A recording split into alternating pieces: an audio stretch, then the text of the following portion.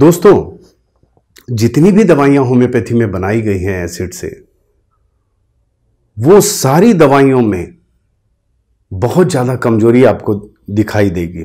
जब आप materia Medica पढ़ेंगे, चाहे किसी भी एसिड का पढ़िए, वीकनेस प्रोमिनेंट होता है, बहुत ज्यादा होता है। तो फास्फोरिक एसिड भी उससे अछूता नहीं है, इसमें भी वीकनेस बहुत ज्यादा होता है। और फास्फोरिक एसिड में वीकनेस मानसिक शारीरिक दोनों होता है। आज हम लोग फास्फोरिक एसिड के मानसिक वीकनेस के बारे में बात करेंगे। दोस्तों, आप अगर किसी फास्फोरिक एसिड के बच्चे को अगर आप देखेंगे तो लगभग पहचान से जाएंगे कि यह फास्फोरिक एसिड का ही है। वो दिखने में तो कमजोर होता ही है, लेकिन वो जब वो पढ़ रहा होता है तो आप देखेंगे एक ही चीज वो बार बार पढ़ता है, बार बार पढ़ता है। बार बार पढ़ने के बाद भी उसको याद नहीं होता। कई बार पढ़ने के बाद कहीं जाके उसको चीजें समझ आती हैं। वो जल्दी चीजों को बड़ी आसानी से समझ नहीं पाता, कई बार करना पड़ता है उसे। और जो बंदा या जो लड़का चीजें समझ नहीं पाएगा तो वो सीखेगा कैसे? दोस्तों, पहले आप समझेंगे, उसके बाद ही सीखेंगे ना। सो फास्फोरिक एसिड में लर्निंग इज वेरी डिफिकल्ट, यानी सीखना बहुत मुश्किल होता है, क्योंकि इसके लिए समझना मुश्किल होता है। ठीक है। दूसरा है वॉन्डरिंग थॉट, यानी अस्थिर विचार। इसके विचार एक जगह स्थिर नहीं होते। अभी ये ख्याल आया, फिर वो ख्याल आया, फिर वो ख्याल आया, फिर वो ख्याल आया, ऐसे अस्थिर विचार होते हैं। वॉन्डरिंग थॉट्स होते, एक जगह से दूसरी जगह, इधर से उधर, थॉट रुकते ही नहीं। तो ऐसे बच्चे जब कोई चीज जैसे पढ़ना लिखना है या मानसिक काम करने की कोशिश करते हैं तो वो बेचारे ठीक से नहीं कर पाते, उन्हें बहुत टाइम लगता है। और ऐसे बच्चों के माँ बाप बोलते हैं, भाई ये हमारा बच्चा ठीक से पढ़ता नहीं, ध्यान नहीं देता, एब्सेंट माइंडेड है। पर इसकी ये मजबूरी है कि इसके थॉट तो रुकते ही नहीं ना। ये कोशिश तो करता है, लेकिन थॉट कहीं और चले जाते हैं। ठीक है। ये वॉन्डरिंग थॉट सिर्फ पढ़ने लिखने तक ही सीमित नहीं रहता, या कंसंट्रेशन जो इसका डिस्टर्ब होता है ये पढ़ने लिखने तक ही नहीं होता। अगर आप इसके फास्फोरिक एसिड के पेशेंट को कुछ समझाते हैं या कुछ बताते हैं तो उसका एक्सप्रेशन देखिए ऐसे रहता है, ऐसी वो है, देख रहा है आपको, लेकिन उसके दिमाग कहीं और है। उसकी आंखें, जैसे हम अभी बातें कर रहे हैं तो हमारी आंखें ब्लिंक होती हैं थोड़ी बहुत, लेकिन फास्फोरिक एसिड का पेशेंट ऐसे blank expression, steering look. Steering look मतलब लगातार आपको देखते रहेगा, ऐसे सोचने की कोशिश करता है। इस तरह का कंसंट्रेशन उसका होता है, या इस तरह के वॉन्डरिंग थॉट्स होते हैं। अगर इसके पेशेंट को जैसे कुछ लिखना है तो लिखते समय भी उसका ध्यान इधर उधर रहता है, तो लिखते लिखते बीच में कोई वर्ड वो भूल जाता है लिखना। जैसे गणेश घर जा रहा है तो गणेश जा रहा है, घर भूल जाएगा। सो ये आम आदमी को क्या लगता है, ये एब्सेंट माइंडेड है, इसका ध्यान कहीं और है। आम आदमी तो ऐसे ही सोचेगा। दोस्तों, ये पढ़ने में भी होता है। आप समझा रहे हैं, स्टेरिंग लुक कर रहा है, वो अगर ये बंदा, सोचो ये बंदा इतना पुअर होता है कि इसको वर्ड ही प्रॉपर नहीं मिलते। अगर कुछ चीज बताना है ना तो वो वर्ड प्रॉपर नहीं मिलते, वो कोई दूसरा वर्ड या रॉन्ग वर्ड यूज कर लेता है। ठीक है। अब ऐसे पेशेंट को जनरली हम लोग क्या बोलते हैं आम भाषा में, अरे यार बड़ा भुलक्कड़ एब्सेंट माइंडेड बंदा है। यस, भुलक्कड़ होता है फास्फोरिक एसिड, बहुत ज्यादा भुलक्कड़ होता है। उसका वजह क्या है? ये वॉन्डरिंग थॉट और लैक ऑफ कंसंट्रेशन।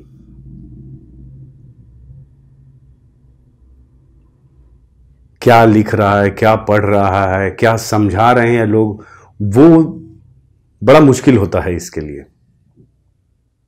कभी कभी तो ऐसा आलम हो जाता है दोस्तों कि अभी जैसे रात हो गई, सुबह से लेकर रात तक क्या क्या घटनाएं हुई हैं, अगर इससे पूछा जाए तो ये ठीक से बता नहीं पाता, इतना ज्यादा भुलक्कड़ होता है। और कभी कभी भूलने का तो ये आलम होता है कि 1-1.5 घंटा पहले जो घटनाएं हुई है वो भी नहीं वो बोल पाता। इतना ज्यादा प्रोस्ट्रेशन ऑफ माइंड होता है इसका, इतना ज्यादा थका हुआ माइंड होता है। आप एक्सप्लेन कर रहे हो वो समझ नहीं पा रहा है, आप पढ़ा रहे हो वो पढ़ नहीं पा रहा है, आप डिक्टेट कर रहे हो वो वॉमिट कर देता है, वर्ड बीच में छूट जाता है उससे। ऐसे बंदे दोस्तों, जीने के लिए सबको काम करना पड़ता है। ऐसे बंदे इस मेंटालिटी के साथ या ऐसे पुअर कंसंट्रेशन के साथ, ऐसे फॉरगेटफुलनेस के साथ अगर कोई बंदा कुछ काम करे, समझो मेंटल वर्क, किसी को समझाना है, तो क्या वो समझा सकता है? कैसे समझाएगा? और धीरे धीरे क्या होता है, जब बार बार ये घटनाएं रिपीट होती हैं, समझो वो किसी को समझा रहा है और बीच में ही फंस गया, या उसका थॉट कहीं और चला गया, या जो बोलना चाह रहा है वो प्रॉपरली बोल नहीं पा रहा है। ये 1 बार हुआ, 2 बार हुआ, अगर 10-15 बार होता है तो धीरे धीरे आदमी का कॉन्फिडेंस कम होने लगता है।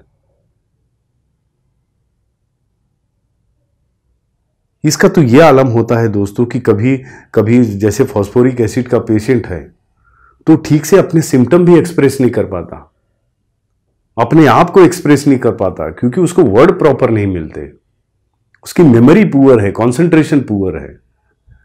ऐसे बंदे अगर जॉब पे हैं और उन्हें कुछ लोगों को समझाना है, सीरीज में वो डिफीट होते हुए आ रहा है, बार बार वो हारते हुए आ रहा है, उसका विल पावर कम, उसका ये कॉन्फिडेंस कम हो जाता है, और इस कॉन्फिडेंस कम और वीक मेमोरी के साथ अगर उसको कोई चीज परफॉर्म करना है, और खासकर तब जब सामने कई लोग हों, जैसे कि स्टेज पे या 10-20 लोगों के सामने अगर परफॉर्म करना हो, तो उसको बेचैनी होने लगती है, वो घबराने लगता है, एंटीसिपेटरी एंजाइटी होने लगती है, और वो परफॉर्म नहीं कर पाता दोस्तों अच्छे से।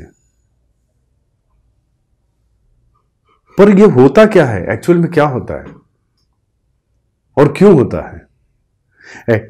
एक्चुअली क्या होता है कि जब भी ये बंदा कंसंट्रेट करने की कोशिश करता है, पहली बात तो ये चाहता ही नहीं कि वो कंसंट्रेट करे, क्योंकि ये इससे होता ही नहीं, ऑलमोस्ट इम्पॉसिबल होता है इसको, ये अपने दिमाग को कंसंट्रेट करे।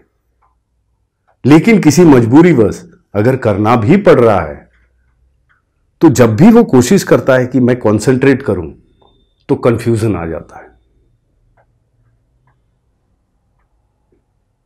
उसका माइंड कंफ्यूज हो जाता है, उसके थॉट वंडरिंग यहां से वहां भागने लगते हैं थॉट्स। तो attempt to concentrate creates confusion of mind. ठीक है दोस्तों? तो दोस्तों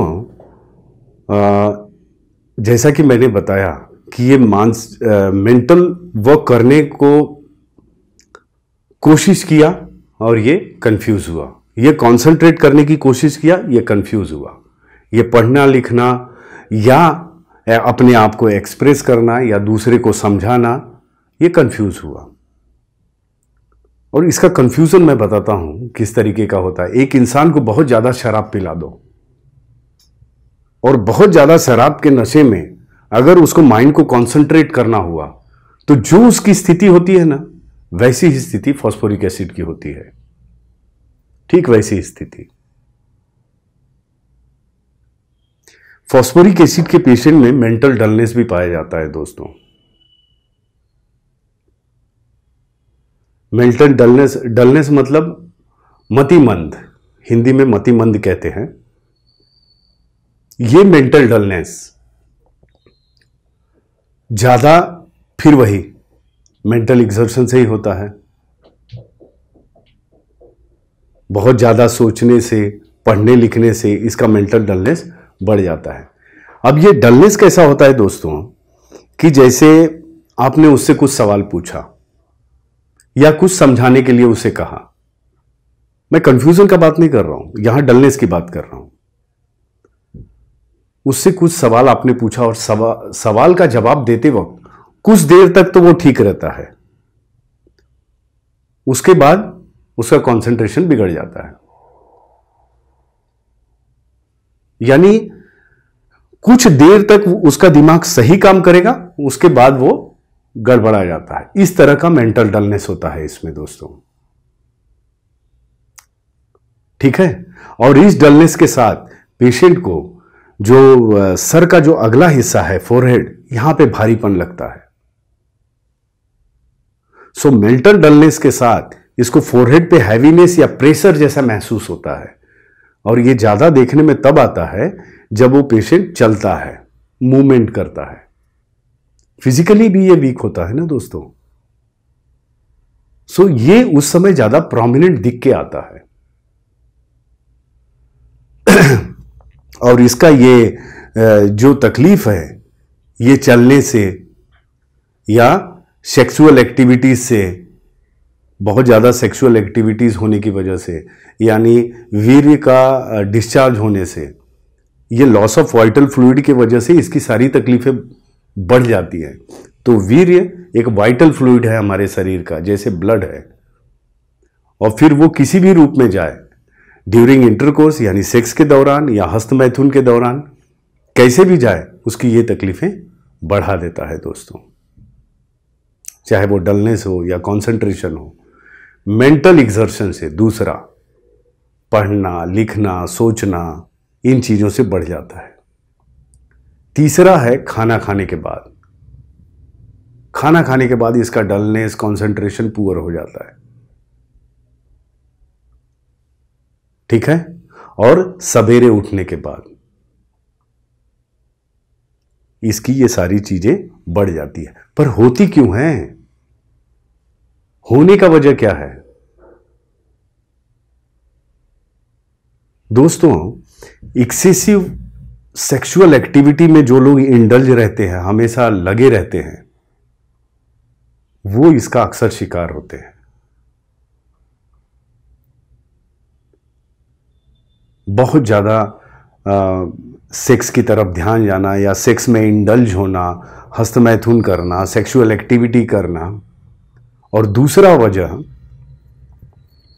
फास्फोरिक एसिड पेशेंट अपने बिजनेस को लेके बहुत ज़्यादा केयरफुल और वरीड रहता है, बहुत ज़्यादा चिंतित रहता है और बहुत ध्यान रखता है अपने बिजनेस का।